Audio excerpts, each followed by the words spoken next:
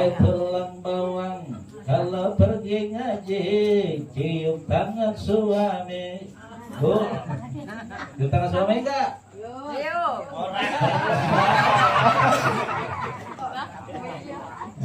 Kalau mau kondangan cium tangan, suami mau ngaji cium tangan, wajahnya dicium, suaminya enggak. Kenapa? Yang namanya suami itu barokah, ibu ya. Ibu cium tangan sama tetangga, cium sama suami enggak? Tapi itu mah di kampung sebelah. Di sini mah insya istrinya istri yang soleh, amin. Bu, ini suami yang soleh bukan? Soleh? Ibu mau tahu nggak ciri-ciri suami yang soleh? Apaan? Ngopi boleh di mana-mana, tapi nyusu tetap di rumah. Masih. Hadirin al-hadirat rahimakumullah. Yang pertama, kita hidup di alam ruh. Setelah di alam ruh, pindah kita ke alam rahim. Dari alam rahim kita pindah ke alam dunia. Dari alam dunia kita pindah ke alam barzakh, alam kubur. Dari alam kubur kita pindah nanti ke alam mahsyar, di mana manusia dibangkitkan oleh Allah dan dimintakan pertanggungjawaban. Nah, kita baru 3 alam nih. PRT Abdul Rauf baru alam yang ketiga. Insya Allah nanti akan alam yang keempat. Tapi warganya duluan, RT-nya belakangan. Dalam konteks ini, saya ingin menyampaikan ada 3 kondisi mayit di dalam kubur. Ada berapa, Pak?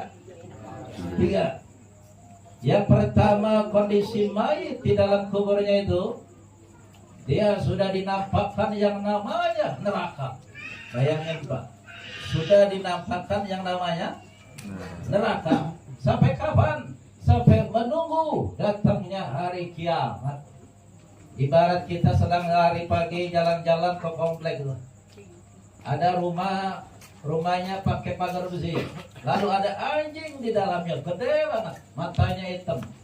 Udah begitu gedean anjing sama kita yang lewat. Kira-kira takut nggak?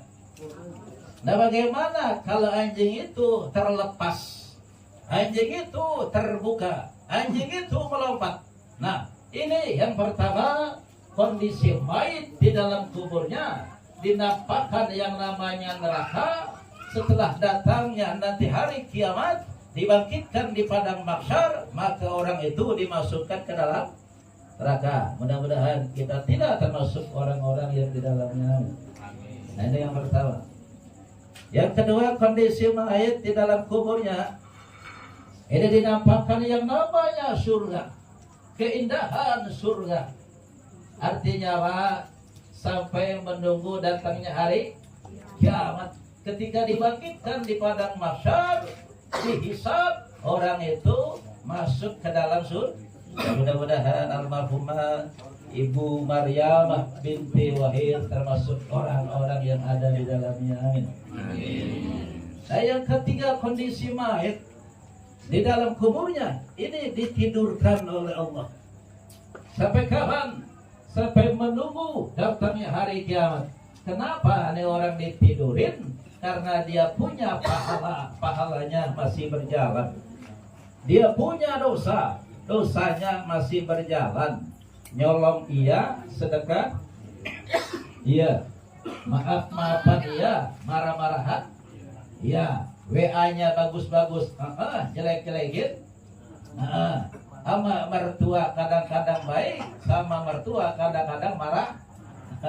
Ini orang di dalam kuburnya ditidurkan oleh Allah Subhanahu. Coba kira-kira kita golongan yang mana nih, Pak? Ketiga, insya Allah. Ketika dihisab kita diperberat, yakni pahala, dan kita amin Allahumma. Hadirin hadirat rahimakumullah.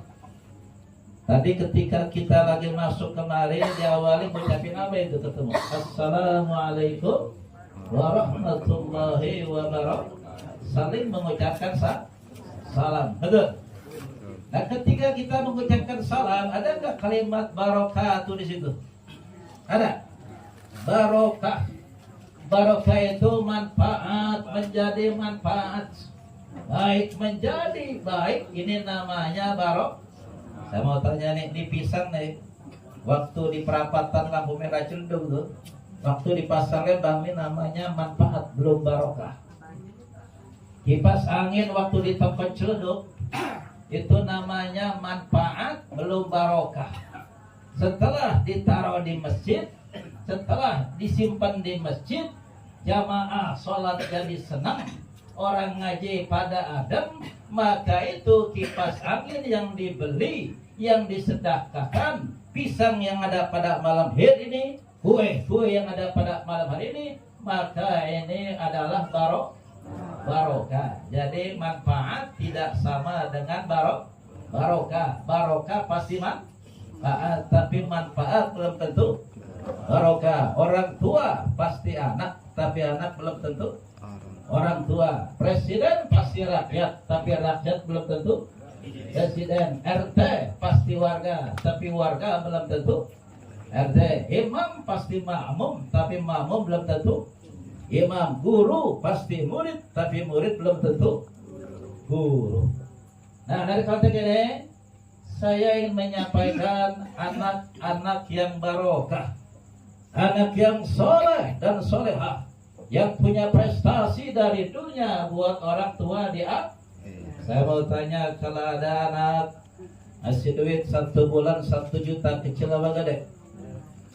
Kecil. Betul. Kalau ada orang tua dikasih sama anaknya itu mobil, kecil apa gede? Kecil. Kalau ada orang tua dikasih anaknya 1 bulan 1 juta, kecil apa gede? Kecil. Itu prestasi di dunia. Betul. Dan tidak bisa, yakni seorang anak membalas jasa orang tua. Betul. Tetesan keringat 1 menetes, orang tua cari duit banting tulang buat anak-anaknya, tidak bisa dibayar dengan apapun. Ini artinya apa? Bahwa yang namanya orang tua itu adalah keramat hidup. Jasa orang tua yang mendidik, membesarkan anak-anaknya tidak bisa dibayar dengan apapun. Betul? Nah, dari konteks ini saya ingin menyampaikan anak-anak yang barokah punya prestasi dari dunia untuk akhirat. Yang pertama, anaknya 3. Ketika kondisi orang tua sakaratul maut, anak yang pertama dia ngapain? Dia talkin orang tuanya, dia bimbing orang tuanya, di telinganya kalimat la ilaha illallah. Kenapa? Man kana akhiru kalamihi la ilaha illallah dakhala jannah. Barang siapa di akhir ayatnya dia mengucap kalimat la ilaha illallah, maka orang itu masuk surga. Nah, mudah-mudahan almarhumah termasuk yang akhir hayatnya dibimbing oleh anak cucunya dan beliau mengucap kalimat la ilaha illallah. Amin Allahumma. Anak yang kedua ngapain? Dia wudu, lalu dia baca Al-Quran ketika orang tuanya sakaratul. Kenapa? Setiap huruf Al-Quran adalah doa, setiap huruf Al-Quran adalah mujizat, setiap huruf Al-Quran adalah pertolongan Allah, adalah kemudahan Allah, adalah hidayah Allah, yang setiap hurufnya itu maka mengalir pahala-pahala buat orang tua kita, baik yang masih hidup, lebih-lebih yang sudah meninggal dunia. Karena Al-Quran huruf demi hurufnya itu bisa merontokkan dosa-dosa bagi kita dan bagi orang yang kita kirim Al-Fatihahnya. Amin Allahumma. Amin. Nah, anak yang ketiga ngapain? Dia berdoa, orang tuanya sakaratul maut, Allahumma hawin alaina fi sakaratul maut, والنجاة من النار والعفو عند حساب برحمتك يا أرحم الراحمين. Ya Allah, mudahkan orang tua saya yang sedang menghadapi sakaratul maut agar dimudahkan dalam menghadapi sakaratul maut. Kemudian terjaga dari api neraka dan mendapatkan kemaafan ketika dihisab oleh Allah Subhanahu. Nah, ini anak yang barokah. Ya, mudah-mudahan kita punya anak-anak yang barokah, prestasi dari dunia untuk akhirat. Amin Allahumma amin. Saya mau tanya, kalau ada anak 1 bulan sekali nih, dia udah gajian nih, main ke rumah orang tua, nggak bawa makanan, pelit nggak? Pelit. Kalau ada anak dia udah punya gajian 1 bulan sekali, cuma main ke rumah orang tua, nggak ngasih duit, pelit nggak? Pelit. Tapi ada anak yang paling pelit di dunia. Siapa itu? Anak yang tidak pernah mendoakan orang tua. Anak yang tidak pernah mengirimkan surat Al-Fatihah kepada orang. Ini namanya anak yang paling pelit. Biru aba'akum wa tabiruku abna'akum. Artinya apa? Kalau seorang anak memuliakan orang tuanya, maka nanti anak cucunya akan memuliakannya, betul. Kalau kita suka doain orang tua, nanti pun anak cucu kita akan mendoakan kita. Kalau kita suka sedekah buat orang tua, nanti anak cucu kita pun akan bersedekah buat kita. Kalau kita suka silaturahim, main ke rumah orang tua, bawa makanan, bawa buah-buahan, nanti insya Allah anak kita pun demikian, betul. Kalau kita suka ziarah kubur ke makam orang tua, nanti anak cucu kita pun termasuk orang-orang yang demikian, amin. Dan ada bahasa itu, yang namanya air tidak jauh-jauh dari talang ya, betul. Yang namanya buah nggak jauh-jauh jatuh dari pohonnya. Bapaknya kalung, anaknya kampret. Bapaknya nyolong, anaknya lupa. Kalau kencing bapaknya berdiri, anaknya kencing sambil lari. Kan fotokopi itu. Hadirin wa hadirat rahimakumullah. Ini masih terus. Yang benar. Tadi kan ikan sepat, ikan gabus, ikan betik. Hadirin wa hadirat rahimakumullah. Sudah ngaji menyanyikan tuh ya. Badan pun tak berharga sesaat ditinggal nyawa. Anak istri tercinta tak suci lagi bersama. Secepatnya jasad dipental.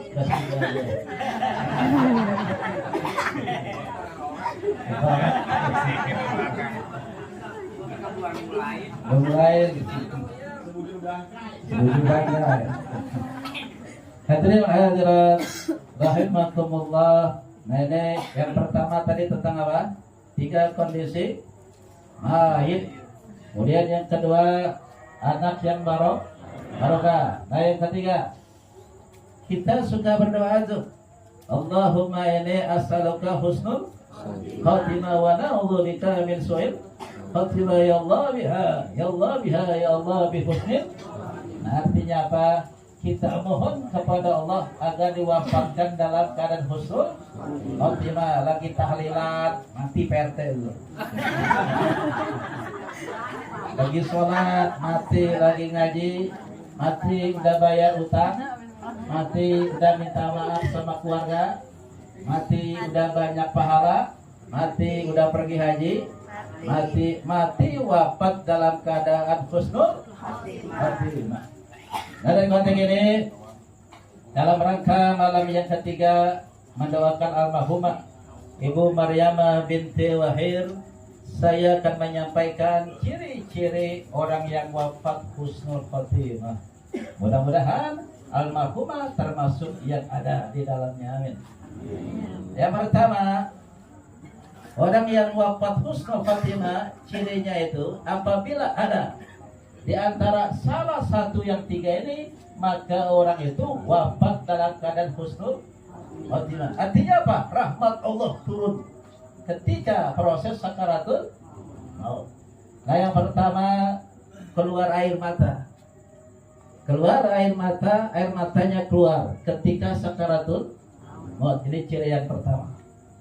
Nah, ciri yang kedua, di atas alis nih, ini berembun atau basah. Maka ini salah satu tanda orang wafat husnul khotimah. Nah, kemudian yang ketiga, hidungnya mekar, artinya kayak ceria gitu, nggak pucat dan sebagainya. Nah, mudah-mudahan almarhumah dalam sakaratul mautnya dengan anak-anak yang soleh dan solehah, anak yang barokah, yang satu talqin, yang satu baca Quran, yang satu berdoa, dan juga amal-amal ibadah beliau, semoga salah satu ciri itu ada pada saat beliau sakaratul maut. Amin Allahumma amin. Nah, sebaliknya, ciri-ciri orang yang wafatnya su'ul khotimah. Yang pertama, matinya mengorok seperti sapi yang mau dipotong gitu. Ini yang pertama nih, matinya mengorok seperti sapi yang mau dipotong. Dan yang kedua, badannya rata membiru di seluruh badannya seperti jantung pisang yang direbus. Apabila ada tanda-tanda seperti itu, sakaratul maut, ini orang lagi diazab, orang lagi disiksa pada saat sakaratul maut. Nah, ciri yang ketiga, di kedua sudut bibirnya berbusa. Nah, mudah-mudahan kita tidak termasuk orang-orang yang ada di dalamnya. Amin. Hadirin wal hadirat rahimakumullah, sebagai uraian penutup, masih 2 jam lagi Pak. Sebagai uraian penutup, Pak RT Abdul Rauf, Pak RT Haji Abdul Rauf, besok hari Minggu beliau ngajak jalan-jalan ke Cibodas, gratis nggak bayar. Bapak mau nggak? Gratis nggak bayar. Jangan dewan doang, Pak RT juga mau ngajak nih. Jadi besok hari Minggu, ibu kumpul di rumah Pak RT Abdul Rauf, jalan-jalan ke Cibodas. Ada yang bawa siap-siap lontong, ada yang siap-siap bawa nasi, ada yang siap-siap bawa buahan, ada yang bawa air. Kenapa? Jalan-jalan gratis ke Cibodas. Mobil kali udah jalan. Naik mobil. Nah, hari Minggu itu ada warga melihat di rumah PRT banyak orang pada naik mobil, naik bis. Lalu nanya, mau kemana? Gratis, kemana? Ke Cibodas. Tuh orang langsung ikut. Kenapa? Kepikirannya gratis. Ketika di perjalanan, tahu-tahu macet. Tahu-tahu macet. Yang bawa lontong makan lontong. Betul. Yang bawa air minum air. Yang bawa buah makan buah. Orang-orang makan kenyangan, orang-orang mah pada minum, dia mah kehausan, kelaparan. Betul.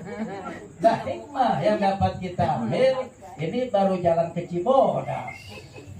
Ya, baru jalan ke Cibodas, baru dalam perjalanan. Orang gagah bawa bekal, gak punya bekal, udah kebelangsak.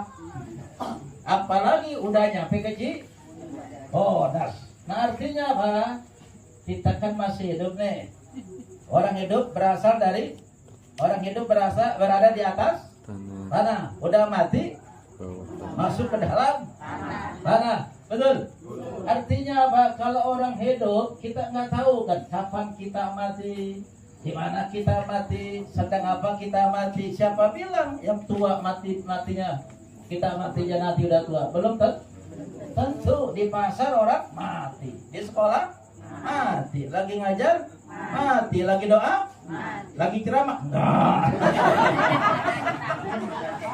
Ya, lagi nonton TV mati, di rumah sakit mati, yang berobat mati, minum obat mati. Semua manusia bakal mati. kita bakal pulang. Inna lillahi wa inna ilaihi. Kita milik Allah dan akan kembali menghadap Allah Subhanahu.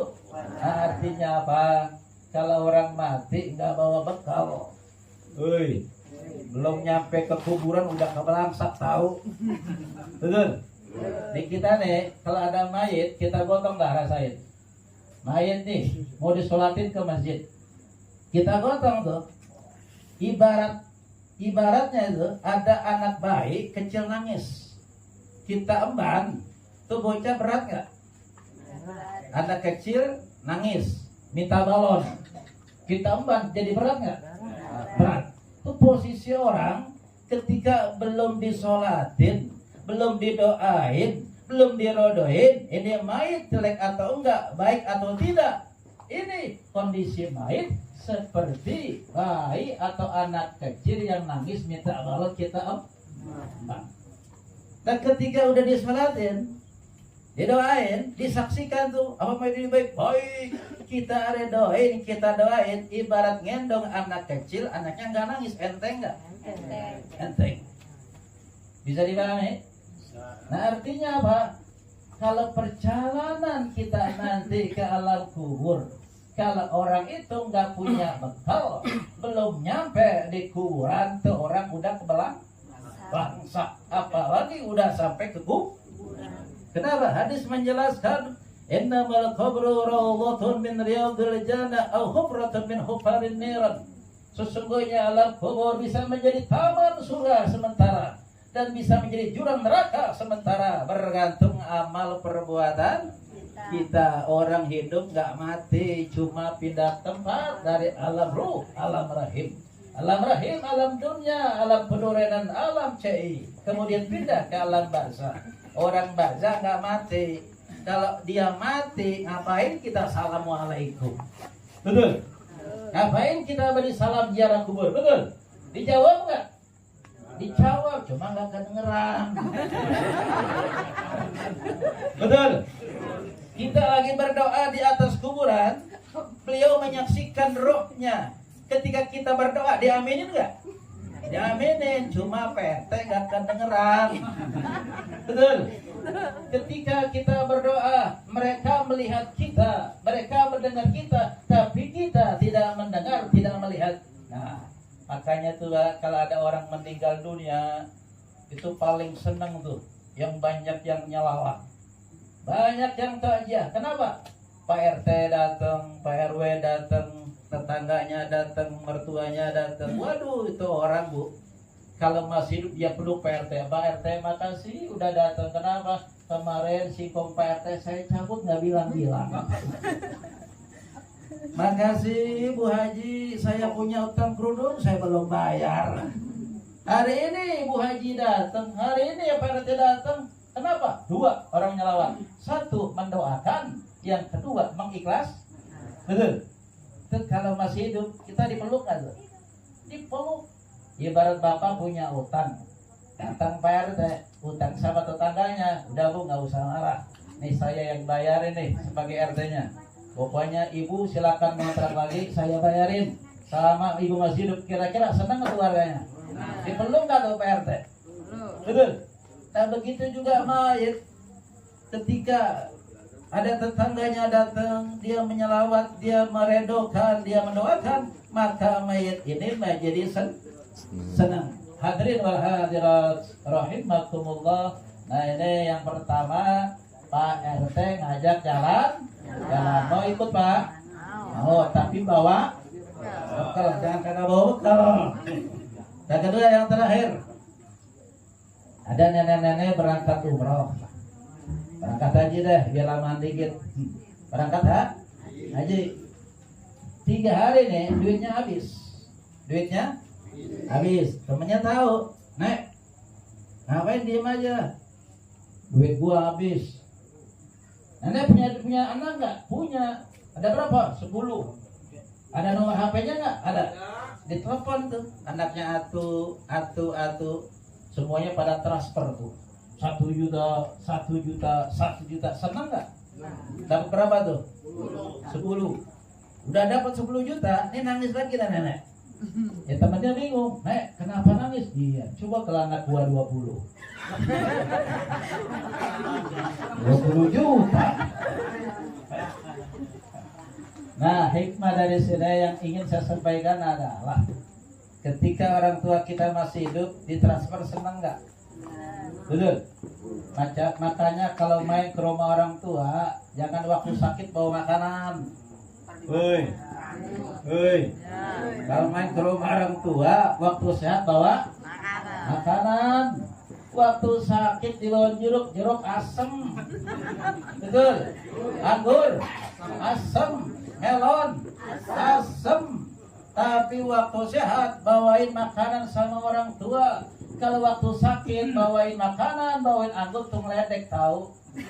Betul, anggur nih. Yang makan siapa? Yang sehat. Kata neneknya udah gua pulang dah, buat anak gua aja deh. Gua semangat nih. Orang sakit enak cuma dua, minum air hangat sama nasi hangat. Udah enak kan tuh? Betul. Nah, artinya apa? Orang tua masih hidup ditransfer senang. Apalagi orang tua kita sudah meninggal dunia, ditransfer dengan sedekah, ditransfer dengan kalimat la ilaha illallah, ditransfer dengan membaca Al-Quran, ditransfer dengan badal haji, badal umroh, akikah, kurban, melaksanakan wasiatnya yang belum terlaksanakan, menjalin silaturahmi dengan keluarganya, dengan tetangganya, dengan guru-gurunya, kemudian juga anaknya itu jarak kubur, maka orang tua amat sangat bahagia. Betul. Contoh penutup yang terakhir, Bapak Ahmad Rifai dengan Pak RT Al-Dhurauf Pak Haji. Ini dua-duanya mondok nih anaknya nih. Pak RT anaknya mondok, Pak Haji Ahmad Rifai anaknya mondok. Sama-sama tuh, upama di Asidikia Jakarta. Contoh, 1 tahun pertama, nih Pak RT rajin nih barengan sama Pak Haji Ahmad Rifai. Barengan setiap minggu ke pesantren, Tahun yang kedua, Pak Haji Abdul Rauf, Pak RT cuma titip duit tuh. Nitip duit, nitip buah-buahan, nitip makanan sama Pak Haji Ahmad Rifai. Sementara Pak Haji Ahmad Rifai langsung ketemu anaknya, ngobrol sama anaknya, makan bareng sama anaknya, ditanya, nak sehat, pelajarannya bagaimana, senang nggak tuh anak? Bahagia nggak? Tapi Pak RT Abdul Rahim dipanggil anaknya, dek, panggil anak Pak RT, dipanggil, dek nih, ada titipan duit dari bapak, ini buah-buahannya, ini makanannya, senang sih senang, betul. Tapi tidak sesenang orang tua yang datang ke pesantren. Nah, artinya apa? Ini doa kita malam ini sampai nggak ke almarhumah? Sampai, betul.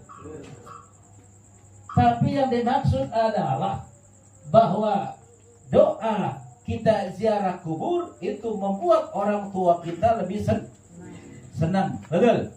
Jadi doa dari rumah sampai ziarah kubur sampai, tapi orang tua ibarat masih hidup, anak cucunya main, dikasih buah-buahan, dikasih duit, maka orang tua amat sangat bahagia, betul. Nah, karena itu sering-seringlah kita ziarah kubur, nggak Jumat 1 minggu, ya sebulan 1 kali, nggak 1 bulan 2 bulan sekali, nggak 3 bulan setahun 3 kali. Idul Adha, Idul Fitri sama bulan puasa munggahan, main ke rumah orang tua yang rumahnya udah di dalam tanah, betul. Hadirin hadirat rahimakumullah, ini saja yang dapat saya sampaikan. Mari kita tutup dengan membaca sholawat. Kita tutup dengan membaca kalimat la ilaha illallah. Kita berzikir dulu sebentar. Kenapa? Ketika orang membaca sholawat, maka dosa-dosanya rontok. Ketika kita berdoa, maka dosa-dosa kita rontok. Ketika kita membaca kalimat la ilaha illallah, la ilaha illallah, itu sebetulnya kalau yang paham jamaahnya, kalau ada ustadz baca 100 kali, jamaahnya senang. Ini enggak panjang benar. Kenapa? Ketika kalimat la ilaha illallah dibaca, itu rontok dosa-dosa kita. Dan kita akan diwafatkan dalam keadaan husnul khotimah. Orang yang sering membaca kalimat la ilaha illallah, maka nanti terjaga daripada yang namanya siksa kubur, dapat nikmat kubur. Karena itu banyak-banyak baca kalimat la ilaha illallah. Dan bareng ya, Bang. Astaghfirullahaladzim, astaghfirullahaladzim, astaghfirullahaladzim, astaghfirullah. Astaghfirullahaladzim, astaghfirullah. Astaghfirullahaladzim, astaghfirullah. Astaghfirullahaladzim, astaghfirullah. Astaghfirullahaladzim, astaghfirullah. La ilaha illallah Muhammadur Rasulullah. La ilaha illallah Muhammadur Rasulullah. La ilaha illallah Muhammadur Rasulullah. La ilaha illallah Muhammadur Rasulullah. Ya Allah, ya Allah, ya Allah, ya Allah, ya Allah, ya Allah, ya Allah, ya Allah, ya Nabi salam alaika, ya Rasul salam alaika, ya Habib salam alaika, salawatullah alaika. Terakhir, sallallahu ala Muhammad, sallallahu alaihi wasallam, sallallahu ala Muhammad, sallallahu alaihi wasallam. Subhanaka Allahumma wa bihamdika asyhadu an la ilaha illa anta astaghfiruka wa atubu ilaik. Billahi taufiq wa hidayah. Assalamualaikum warahmatullahi wabarakatuh. Kata Nabi, ridallah firadhal wali, lain wasuktullah fisuktil wali. Ridho Allah bergantung ridha orang tua, murka Allah bergantung murka orang. Wah, jelas anak muda. Anak muda ini anak muda bukan? Anak muda. Anak muda. Sayang mana pacar sama orang tua? Woi, sayang mana pacar sama orang tua? Orang tua bilang pacar. Sayang mana orang tua sama pacar? Orang tua. Tapi anehnya malam minggu yang digonceng anak orang, yang diajak makan bakso anak orang. Sayang mana pacar sama orang tua? Pacar. Hei manusia, hormati ibumu yang melahirkan dan membesarkanmu, darah dagingmu dari air susunya, jiwa ragamu dari kasih sayangnya.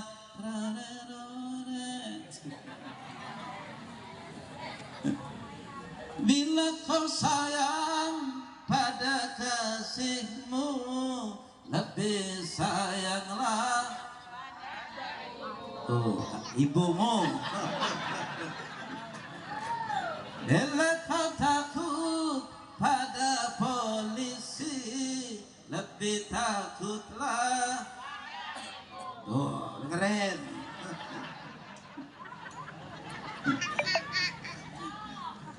Kalau ada seorang yang berhasil, sukses, hebat jadi orang, lalu dia merasa ingin membayar jasa orang tua. Sebagai anak perlu kita ketahui bahwa hutang yang tidak bisa dilunasi di dunia ini adalah hutang anak kepada orang tua. Jelasan. Hadirin al-hadirat rahimakumullah. Tung keripik tulang bawang, corona sudah hilang, ganti musim kondangan. Benar. Tung keripik tulang bawang, kalau pergi ngaji cium tangan suami. Cium tangan suami belum? Nah sebaliknya kalau ada pengamen tuh, kita kasih apa sayang? Kasih, bukan sayang. Betul. Jadi kalau dia ngamen di rumah kita itu, kita kasihkan. Betul. Sungguh terpaksa aku menyanyi, mengharapkan Tuhan bermurah hati. Kita cuma kasih tapi nggak sayang, betul.